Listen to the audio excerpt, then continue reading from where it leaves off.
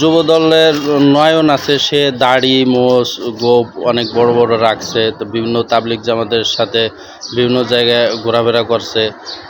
তাকে যখন গুপ্ত সম্পর্কে প্রশ্ন করা হয়েছে তখন সে উত্তর দিছে সে নাকি রাজনৈতিক কৌশল অবলম্বন করছে। তা এ ব্যাপারে আপনার বক্তব্য দিন।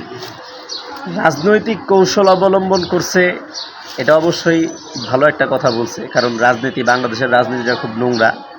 এইখানে প্রতিহিংসা পরায়ণতা খুব বেশি, এবং এই সংস্কৃতিটা চালু করছে আওয়ামী লীগ। আওয়ামী লীগের আগে এই সংস্কৃতিটা বাংলাদেশে তেমন একটা ছিল না।